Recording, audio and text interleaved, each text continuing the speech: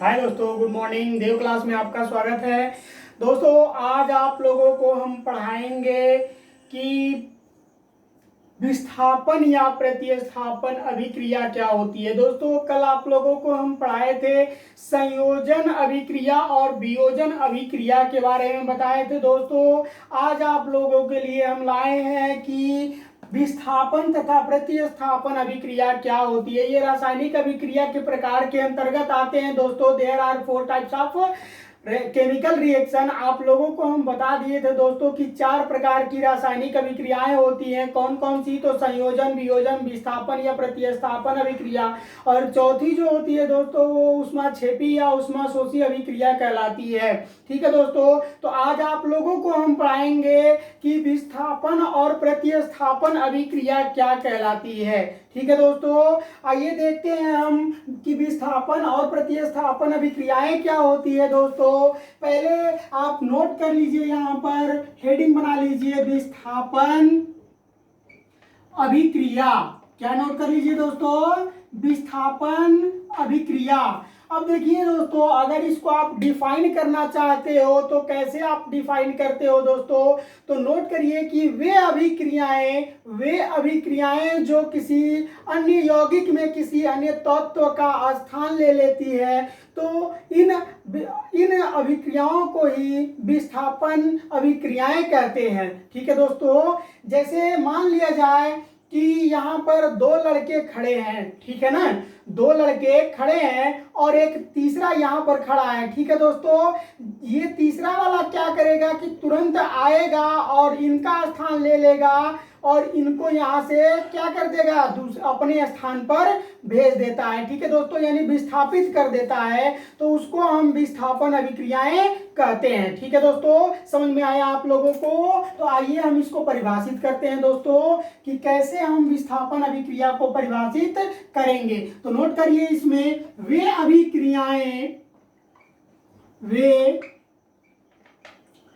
अभिक्रियाएं जिनमें एक तत्व किसी यौगिक में दूसरे तत्व का स्थान ले लेता है, स्थान ग्रहण कर लेता है। नोट कर लीजिए, अच्छा थोड़ा सा लगेगा।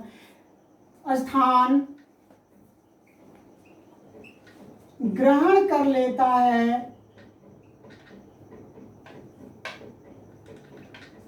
तो वे अभिक्रिया ही तो उस अभिक्रिया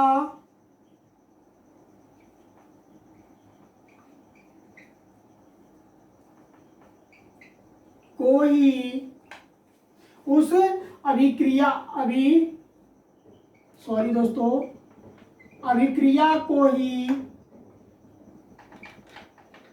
विस्थापन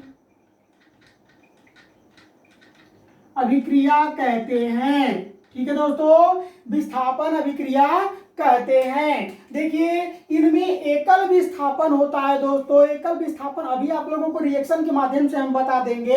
ठीक है, कह रहा है कि वे अभिक्रिया जिनमें एक तत्व किसी यौगिक में दूसरे तत्व का स्थान ग्रहण कर लेता है, तो उस अभिक्रिया को ही विस्थापन अभिक्रिया कहते हैं। जैसे में आइए इसका कुछ हम एग्जाम्पल आप लोगों को बता देते हैं दोस्तों। तब ये हो जाएगा, अगर हम मान लो कॉपर सल्फेट, नीला कलर से हम लोग कॉपर सल्फेट की क्रिया किससे करा दे दोस्तों? जिंक से करा देते हैं। ठीक है, कॉपर सल्फेट की क्रिया हम जिंक से करा दे रहे हैं दोस्तों। तो जिंक जो है कॉपर को इसमें से विस्थापित कर देता है। क्या करता है?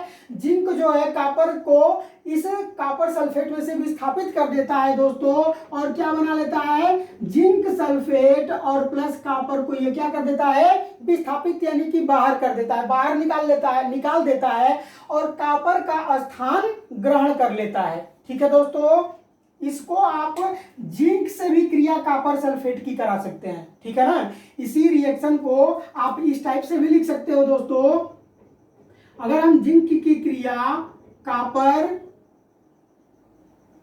सल्फेट से करा देते हैं दोस्तों, तभी भी आपका ये जिंक सल्फेट ही बनेगा और कॉपर इसमें से क्या हो जाएगा, जिंक सल्फेट और प्लस कॉपर इसमें से विस्थापित हो जाएगा, ठीक है। समझ में आया दोस्तों। रिएक्शन कहीं भी लिखिए, आप एक को एक तत्व जो है क्या करता है, विस्थापित कर ही देता है। अब इसका दूसरा एग्जांपल देख लिया जाए या, ठीक है। दूसरे एग्जांपल में अगर मान लिया जाए कॉपर सल्फेट की क्रिया हम मैग्नीशियम से कराते हैं, तो ये मैग्नीशियम कॉपर को क्या कर देता है, विस्थापित कर देता है, अर्थात मैग्नीशियम सल्फेट और इसमें से कॉपर क्या हो जाता है, बाहर निकल जाता है दोस्तों। तीसरा रिएक्शन आप लोगों को बता दें, तो तीसरा रिएक्शन में अगर कॉपर क्लोराइड की क्रिया अगर हम करा रहे हैं दोस्तों, किससे, आयरन से, तो आयरन क्लोराइड बना लेता है दोस्तों, यहाँ पर आयरन क्लोराइड FeCl2 बना लेता है, और कॉपर को ये क्या करता है दोस्तों, तो विस्थापित कर देता है, बाहर कर देता है, ठीक है। आयरन एक तत्व है दोस्तों, कॉपर एक तत्व है दोस्तों, क्या कर रहा है, आयरन कॉपर का जगह ले रहा है और कॉपर को इस यौगिक से बाहर कर दे रहा है, ठीक है ना। जब इसको बाहर कर दे रहा है तो बाहर करने की क्रिया को ही हम लोग क्या कहते हैं, विस्थापन कहते हैं, ठीक है। समझ में आया दोस्तों। ये तीसरा आपका एग्जांपल हो गया। चौथा एग्जांपल आप लोगों को हम बता दें दोस्तों, अगर मान लिया जाए कॉपर की क्रिया हम लोग किससे करा देते हैं, सिल्वर नाइट्रेट से, AgNO3 से करा देते हैं दोस्तों, तो ये आपका बना लेता है कॉपर नाइट्रेट और इसमें से सिल्वर को ये क्या कर देता है, विस्थापित कर देता है, ठीक है दोस्तों। तो ये हो जाएगा आपका कॉपर नाइट्रेट और प्लस ये क्या कर देता है दोस्तों, Ag को यहां से विस्थापित कर देता है, यानी कि सिल्वर को यहां से विस्थापित कर देता है। देखिए दोस्तों, इसको हम लोग कहते हैं एकल विस्थापन अभिक्रिया, यानी कि एक तत्व को जब बाहर करता है तो वो एकल विस्थापन अभिक्रिया कहलाता है। आप यहां पर नोट कर लीजिएगा दोस्तों, एकल विस्थापन अभिक्रिया, ठीक है दोस्तों।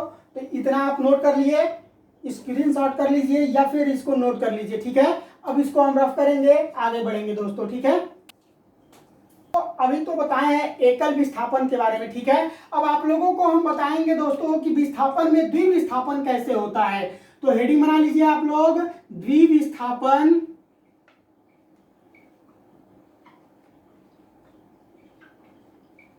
अभिक्रिया। अभी तो एक को किए थे दोस्तों, अगर मान लिया जाए यहां पर ये दो लोग एक साथ हैं, ठीक है ना, और यहाँ पर एक है, यहाँ भी दो होना चाहिए, ठीक है ना, यहाँ भी दो होगा, ठीक है। तो अब इसका स्थान ये ले लेंगे, इसका स्थान यहाँ आ जाएगा, ठीक है दोस्तों। इसको द्विविस्थापन अभिक्रिया कहते हैं, ठीक है। इसको अगर आप डिफाइन करना चाहोगे तो कैसे करोगे दोस्तों, तो नोट कर लीजिए कि वे अभिक्रियाएं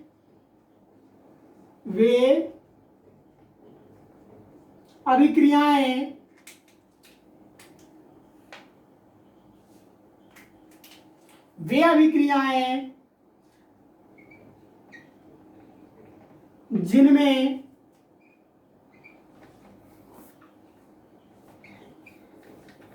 दो मूलकों के बीच मूलक यौगिक होता है भैया, ठीक है ना, दो मूलकों के बीच आयनों के आदान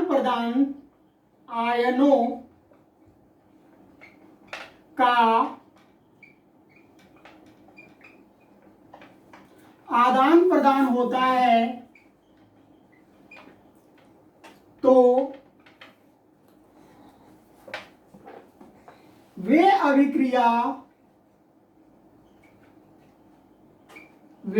अभिक्रियाएं द्विविस्थापन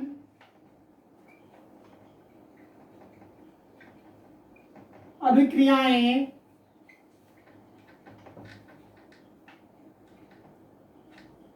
कहलाती है, ठीक है। या देखो कह रहा है कि वे अभिक्रियाएं जिनमें दो मूलकों के बीच, मूलक है, मूलक मत पढ़ लीजिएगा, देश वाला नहीं है भैया, ये केमिकल वाला मूलक है, ठीक है ना।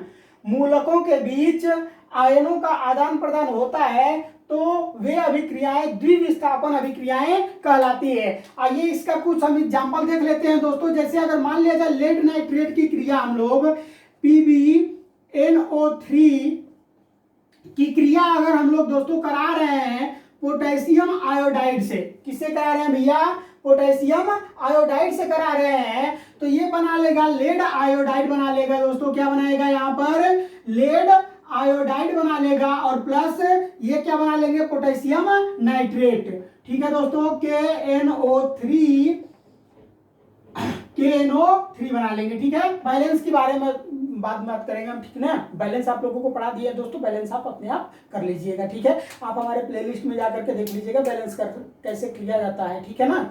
अब यहाँ पर आप लेड नाइट्रेट की क्रिया जब आप किससे करा रहे हैं, किसी कंपाउंड से करा रहे हैं, किसी यौगिक से करा रहे हैं, जैसे पोटेशियम आयोडाइड यहाँ पर है, केवल अगर एक होता, केवल या तो आयोडीन होता या फिर आपका क्या होता, पोटेशियम होता, तो ये एकल विस्थापन कहलाती है। लेकिन हम किसी यौगिक की क्रिया किसी यौगिक से करा रहे हैं। ठीक है, तो यहाँ पर लेड आयोडाइड और प्लस पोटेशियम नाइट्रेट का निर्माण हो जा रहा है। ठीक है दोस्तों, ठीक उसी प्रकार से दूसरा एग्जांपल आप लोगों को हम बता दें दोस्तों, तो सोडियम सल्फेट की क्रिया किससे करा देते हैं भैया, सोडियम सल्फेट जलीय विलयन है, ठीक है ना। और इसकी क्रिया अगर हम लोग बेरियम क्लोराइड से करा देते हैं, कैसे करा देते हैं, बेरियम क्लोराइड, ये भी जलीय विलयन है, बेरियम क्लोराइड से करा देते हैं दोस्तों, तो बेरियम सल्फेट सॉलिड बन जाता है और प्लस सोडियम क्लोराइड लिक्विड के रूप में बन जाता है। ठीक है दोस्तों, यहाँ पर AQ का मतलब एक्वस बोला जाता है इसको। ठीक है ना, AQ का मतलब एक्वस मतलब थोड़ा सा पतला होता है। ठीक है, द्रव्य इसका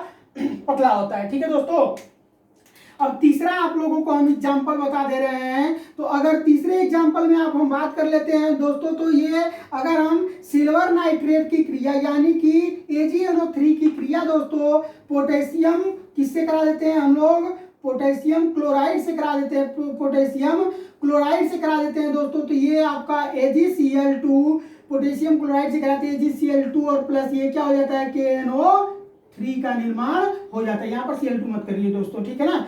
अब देखिए यहाँ पर कि क्लोरीन जो है नाइट्रेट का क्या ले लिया, स्थान ले लिया, और आयरन जो है सॉरी सिल्वर जो है यहाँ पर किसका स्थान ले लिया, पोटेशियम का स्थान ले लिया। ठीक है दोस्तों, तो ये आपका द्विविस्थापन अभिक्रिया।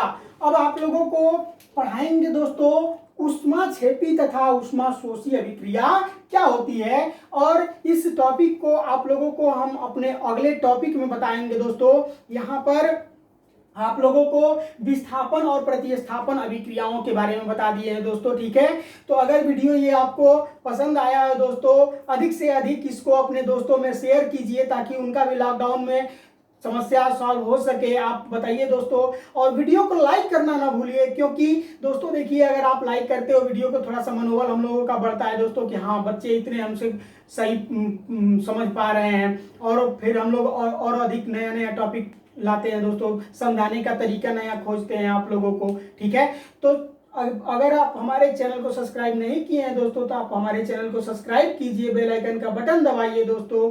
जो चीज़ नहीं पढ़ पाए हैं आप हमसे, हम चैप्टर वाइज आप लोगों को पढ़ाते हैं, वो हमारे प्लेलिस्ट में आप जाकर के पढ़ लीजिए उसको। ठीक है दोस्तों, धन्यवाद।